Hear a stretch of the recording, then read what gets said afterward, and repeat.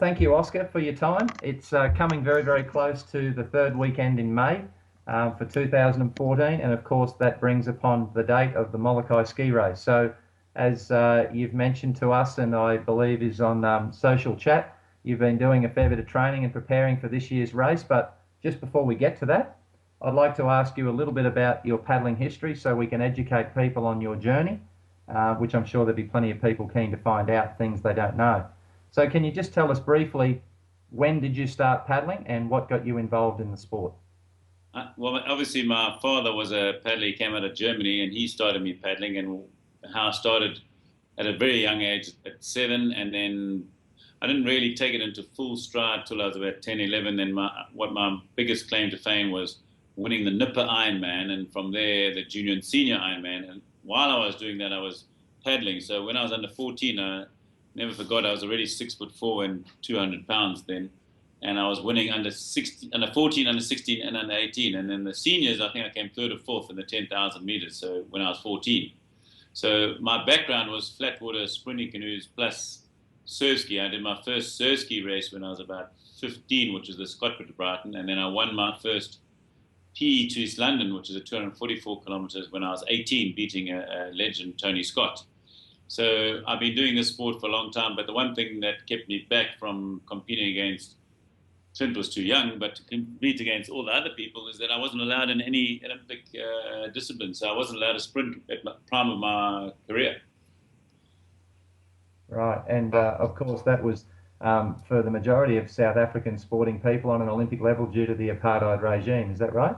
Correct. So I couldn't, in fact, what happened in the Molokai, and I found out about the Molokai when I was 20, is that I won 7 in a row in the Molokai, and then they banned me for 3 years because it was getting close to the Olympics. They said, no, even if you train or do anything in South Africa, we're not allowing you to race. So that's why I had a bit of a break as well.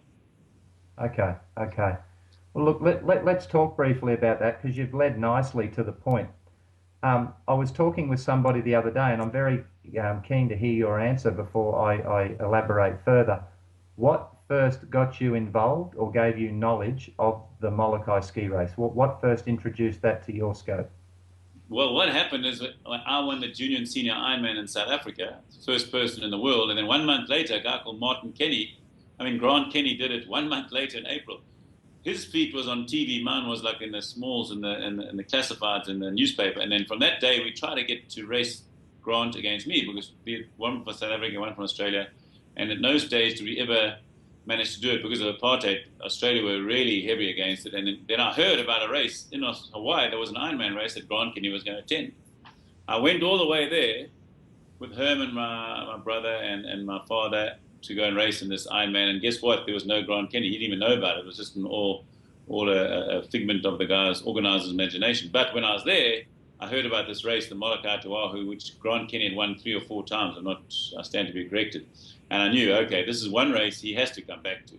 And lo and behold, he did come back to, and that's how I heard about the Molokai, and it was in October 1983. Right, and of course, shortly after that was when you first raced, Grant, in the Molokai ski race. Is that correct? Yes, I actually put everything on the line. I was at university because this race was in April that I was racing in Hawaii. I had to put everything on the line and say, okay, well, I'm going to stay here because I couldn't afford to fly back and things like that. Didn't own airplanes. I was at university doing a BCom, and I was on a rugby bursary, a rugby union bursary.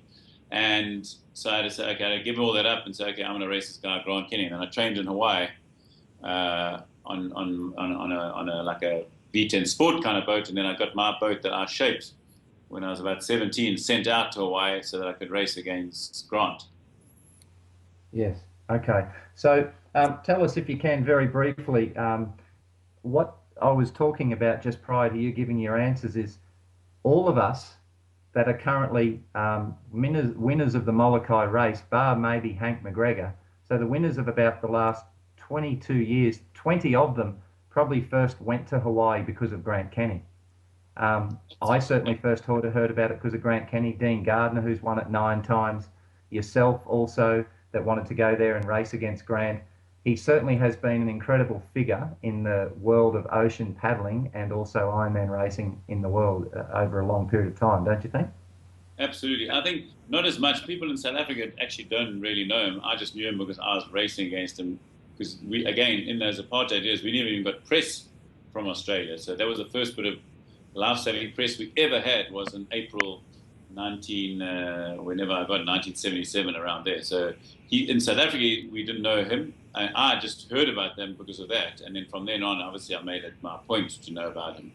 And Yeah. he, as I say, that's the whole thing about the Molokai is that you get somebody like Grant telling you about it. And then once you've done it once, obviously, then you've done. And then that same thing like Hank, all the new people they in South Africa, they probably hear it from myself and Herman. Yes, yes, that's right. Well, I mean, the Kennys are very big kayaking figures around the world because, as you know, Grant Kenny has medals in Olympic kayaking as well. And Yes. he's probably been, in those early years, one of the most decorated paddlers, being able to not only win Molokai, but win Australian surf ski, world surf ski titles, and also win Olympic medals in sprint kayaking. He was a very, very well-known person amongst all the Europeans that I've known for a very long time. Yes. And he's certainly been a great linchpin to hold a lot of the eagerness and interest, I think, amongst the sport, which has been great for us all. Yes, absolutely. So tell me, Oscar, let's cut to the chase about Hawaii. It's a fantastic race. You've done it many, many times. You've been going there over 3 decades, I think, this year. So what is it about the channel for all our first-time paddlers that lures Oscar back to want to do Hawaii? I mean, the bottom line is obviously I've got a long history with the race. I had competing my first one in 1983 and winning 12, which is also quite nice. The bottom line is Hawaii is a dream location. Number one, for your family to go to. Number two, for paddling. 99% of the time it's downwind. Even if you have a terrible Molokai, you invariably get there and it's downwind every single day, and that's the fun part of it. And then obviously the challenge of the actual race is fantastic. Competing, going between two islands, they're never going to move. Nothing's going to change. Just the conditions change. So there's a lot of mystique about going across any channel. I mean, the sea kayakers always talk about going through between two islands, and this is the unique place where it's beautiful, clean water. And I say there are trade winds, so most of the time there is trade winds coming into Hawaii, and the winds are blowing, and it makes it so much fun. And what do you think it is? Many people have described it over the years. What do you think it is about the Kauai Channel that people say it's got a bit of a mystique to it? Darwood Mookie once made a comment. I think he was talking to me, and he said to me something like, he feels like, in a way, in the 3 times that he's competed, while there's a group of guys that could win it, the channel sort of picks who it chooses to win on that day out of those top few guys. I'm not quite sure I completely agree with that, but it certainly has an element of mystique about it. What do you think it is that makes it such a challenging race and so unpredictable amongst all the top people that perform in it? I think the biggest reason, I mean, and again, it's just my opinion, is that it sounds much easier when you're looking from the outside to say, okay, this is only 52 kilometers. The record's 3:22, but nobody does 52-kilometer paddles downwind and realize the concentration it takes in that channel. And you've got the wind swell going one way, and you've got the ocean swell going one way. So it takes a lot of concentration to make sure that you catch every wave. Because if you miss a wave, and David's always said, he says the one reason why he can't keep up in the Molokai is that he can't concentrate for 3.5 hours. And I think that's so true. And again, I mean, and you've probably done the same thing, Clint. I've done so many fast times in South Africa, but I can't even get close to that in Hawaii. It's just something mystique about that channel that I can't get. As I say, I've just sent you that link where I've done 2 hours 48 minutes for 52 kilometers, which is the same length as the Molokai, and my best Molokai's time is 3 hours 22 minutes. I mean, that is so much slower. Yes. No, I just chatted to Dean Gardner when we were on our way home from Tahiti in regard to that very point, and I said to him, every year I've trained for Hawaii, I've beaten 3 hours every single year, and you go to Hawaii, and not one year have I been able to get anywhere near 3 hours. So it is which is it's got to change. I mean, there's got to be a year where it's going to be flying. I mean, and believe me, though, you can ask Matthew, who did the run as well. He was in the B14, as I was in the B10 Sport. it wasn't huge winds. It was maybe 15, 20 knots. I mean, Molokai, if you look now, it's blowing 25 to 30 knots. And it's just the Yeah, mystique of the channel. I don't know what it is. It's just sometimes goes slowly. yeah. Well, let's hope it blows a little faster this year, huh? Yeah, me too. I Um, hope so. okay. Really educated three suggestions from you to a lot of the people that, because I have a lot of paddlers that I'm coaching and programming in this year's race, and I've got about 17 to 18 people that have never done an international ski race before, and they are going this year, and I know at least they will be listening to this, and I'm sure many others. What would you suggest to those three people they make sure they do to ensure themselves a good race? I think, and I mean, I've said this in my pre-race briefing, is the most important part of the Molokai Channel is the second half. Nobody wins medals on the first half, and so many people get excited because it's their first international race and they go off too hard. So it's very important to understand not to go off too hard. As you know, I always negative splits. I really try and keep the pace down as slow as I can, not to lose the leaders for the first half. But the second half is what counts. So that's number one thing. Number two, you've got to scout out the finish. You don't want to do that whole race and realize, gee, I get a bombie on my head and I don't finish the Molokai like Patrick Dolan did last year. You actually want to make sure you know where the finish is, and don't change anything before the Molokai. If you've been racing on X juice or Y juice, keep on those drinks. Don't change anything. Don't change the paddle, your boat length, suddenly your leg length. Don't change anything. The only thing you can change, as you know I do, is your paddle length. But don't change anything else, because I think that's very important to keep it the same. Don't change your diet the day before. Don't change anything. Okay, that's good advice. Now, what about on the race day itself? So you've given us some ideas about keeping everything in a system that you're used to, making sure that you've done some scouting around the finish line area on your ski, so you know where you're coming into, and of course, making sure that you can go the distance and finish the back half of the race. But when they are standing on the beach, and because I know I look at a lot of people's faces, and I'm always quite relaxed because I've raced around the world for 30 years in some pretty big races, and I feel quite relaxed with Molokai because it's not a sprint race, so there's no real urgency at the start. But I look at some people's faces and I can quite clearly see they'd prefer to be probably back on Oahu having a margarita somewhere under a nice shady tree rather than feeling what they're feeling. So what would you say to people when they're feeling all those nerves and something that may trigger them to relax a little bit before the race? What is something that you do for that area? I mean, the whole thing again, you must just try and make everything exactly the same. So many people get so hyped up, and it all actually starts before before the actual that day. Because what people suddenly they don't drink the night before because it's so important, and then they don't sleep. So now they haven't, because they haven't drunk, they're nervous and they don't sleep. All those things, they've got to keep those things exactly the same as you do every other day. Like you sleep nicely and everything. And the whole thing is just be calm. There's no rush at the start. So if you know, just make sure you're getting the start on time. Don't rush anything. Try and do everything a little bit earlier and relax. Believe me, a few deep breaths and don't worry about what's going to happen there. Okay. A couple of little tips that a few people might be able to use that I come up with a few thoughts that you could convey from what you do. How long do you like to get to Hawaii before you do the race? Well, you see, you guys are much more fortunate. I try and get there 12 days before the race because I've got 12 time zones to get over my jet lag, and I think that helps. So one day per hour of time zone, I always do that, and then I try and get into my boat and I actually paddle. Even though I don't, even if I'm doing a short paddle, I make sure I've got all my juice that I'm going to carry on the race in my boat all the time. So I'm getting used to the extra instability and things like that.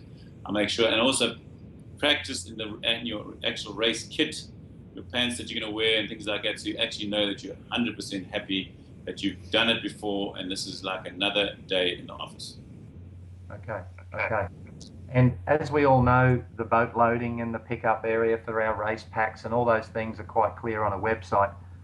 What about the support boat? Because it's the first time most people that attend Hawaii have ever used a support boat.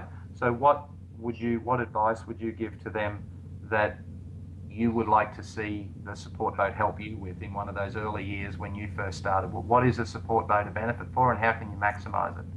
Well, I mean, I'm not a big boat guy, although you have to have them. But if you're going to have them, the most important thing is to have hand signal. There's no use you trying to shout over 35 knots of wind to try and explain to this escort boat driver who might be on a different planet, fishing or doing something like that. You've got to have hand signals so they understand what you want to do. And you've got to prepare the guy. This is my spare jib, this is my paddle, this is if I put my hand and wave it across my head, this is what it means. If I take my cap off, this is what it means. If I take my cap on, this is what it means. You've got to do signals just like in lifesaving so you can inform, and the escort boat driver knows what you want, and you know what, and the escort driver again can do it no matter how big the conditions are. In the ocean, you cannot hear anything, so you think you're shouting and saying, how's it going? It means nothing. And then the other thing is, I try and tend to make sure that my escort boat keeps me on the rum line, and the rum line meaning the straight line or just above the straight line. I don't like going too low or too high. I just within 500 or 600 meters of the rum line, so the direct course from Kaluakoi to the whale's nose, which is actually Cocoa Head. So that's what I always tell my escort. And then for me, if you're in the front of the race, see where your opposition is. That's why I send my escort boats to tell me where everybody is, especially where Clint Robinson is. Otherwise I don't use them that much because, as I say, it's a race you against the ocean, and I don't. My escort boat hasn't got juice, but if you have got juice, make sure you got signals so he knows when you want your extra juice. All right, great advice. Yeah, that's fantastic. A couple, maybe three more things just to discuss. Just in regard to especially this year's race, what's your feelings about the original federation taking over the event again this year? As I say, I've been there from day one when it was run by the original federation. The bottom line is you have to have somebody that's willing to get in there, step up to the plate and actually do the work. As I say, I've tried since October 1983 to help out. And there's a few things we've got to change, but at the moment it's a long process, and Hawaii is a difficult place to get these things organized. I'm very happy that the race is still on, which I think it's fantastic because you realize this race has got no money, no huge draw cards, very expensive, but everybody wants to do that race. I travel around the world doing lessons all around Europe, around America, South America. Everybody wants to do the Molokai. That's on everybody's bucket list, even though it's expensive. No matter how many people have world championships in Portugal or anything, everybody wants to win that. And that's why this year it's got a very strong field of top guys, because Jasper Mockey's coming, and I think maybe even Sean Rice might make a guest appearance. And I just hope the weather plays ball so an old person like me can give you young guys a bit of a run. So that was one of my questions. So I was just told the other day by a fellow over in the US who I used to paddle against at the Olympic Games for 3 Olympic Games that we both attended. He said to me, someone told him that Australia's won 18 Molokais and South Africa has won 16. So naturally these two nations have nearly won every Molokai race that's existed. There's only one or two other countries that have a winner. Lewis, I think from Tahiti, won a couple, and maybe the first race was won by, or the first crossing was done by one of the local Hawaiians. Yeah. But apart from that, it's been a pretty good battle over the last 30 odd years between South Africa and Australia. So who is definitely coming from South Africa this year? Well, I know definitely Hank's back. He's going very well. Then you've got Jasper, who actually beat him in the weekend on a race. And then you've got Sean Rice said he might be coming. So I think in the South African contingents, we've got a very strong guys. Jasper's been doing very well. Hank, as we know, has won it twice as well. So, and then the also rans are myself. And then the doubles, we've got the Poacher brothers, Ross and Bruce Poacher. Those are the only South Africans. As I say, South Africa takes 28 hours of flying just to get there. So it's quite a schlep. Yes, it is. Yes, it is. Yeah, I certainly know that from Australia, Jeremy Cotter, who's also come across to Epic this year, he's going, I believe, Corey Hill, who got third last year in Molokai and third at the World ICF ski race, he's coming as well. So with those two guys plus a fleet of others that, with Dean Gardner, maybe a last minute drop in if there's some good downwind, I'm sure Yeah. there'll be plenty there hunting to get round Portlock Point first just after lunch on May 18. Yeah, I know it is. It's a nice thing when you come around the Portlock Point. You've only got 2 or 3 Ks to go, and then hopefully you can catch a wave. That's what you have. That's what you aim for the Yeah, whole year. that's what everyone wants, isn't it? Exactly. But it's not easy. It's such high quality field. The funny thing is that there's a lot of people that do it, and there's a lot of novices. But the top end of the race there's never been an easy Molokai. Never ever. That's an interesting thing because the top guys are always there. As you know, I mean, you've also been there and lost, and I've done the same thing, thinking that this is easy. I mean, that's why a guy like Tim Jacobs, as he won it. No. I think, you look at Tim, and Tim's been so successful in a lot of the hard slogged flat water races in Dubai and Hong Kong. But yeah, as you say, like even Hank, the 3 times, I think he's 2 or 3 times world kayaking marathon champion. And the year he won Molokai, the year in 2009, I think it was like dead flat. It was a mirror. It was not a bump. So it can be an interesting race, and when the swell changes, it changes everything. That's for sure. Exactly. I mean, again, just I think that's the whole thing. I mean, at my age, I mean, the will to paddle into flat water. That's why I mean, like Grant pulled out last year, and I heard Grant's is going well. I don't know. Grant Kenny's going to be back again. He's going to be strong. He's very fit. He's training a lot. I just saw him tonight. Yes. No, so he'll be good. And the thing is, at this age, I mean, what are you trying to prove when you won 12 times? Now going to slog for 4 hours into the wind. It's not my cup of tea. That's why I mean, I'll always finish because it's just my character. But the fun thing is about the skill of catching the runs, as you know. Yes. Well, just to finish up, my last thought that I had, can you describe to us just in a couple of minutes your greatest Molokai memory and why? That's a difficult one, Clint, because I mean, as I say, winning the first one after this icon, Grant Kenny, had won it every single one, and I came with a boat that nobody knew existed that I had designed myself. So winning the first one was out of this world, and then because I'd never done it, and then obviously winning my 10th when there was you, Nathan Bagley, Dean Gardner, Herman, Darryl Bartha, was an unbelievable field to win my 10th. That was out of this world, and then winning at last year in 2012, or the year before, against you and Dean and Matt Bowman was out of this world, winning something at 49, which is unheard of in any sport, So it's hard to put, but those three are sort of the highlights. And the first one is 31 years ago, so the memories probably faded a bit, but there's nothing like your first victory in anything, as you might have remembered winning your first medal in Barcelona when I was watching you. Yeah, I agree. I mean, you've certainly been going across the channel for a long time, and let's hope that this year provides whether it be a victory or not, but a really good memory of surfing and another great paddle for everybody that enters the course.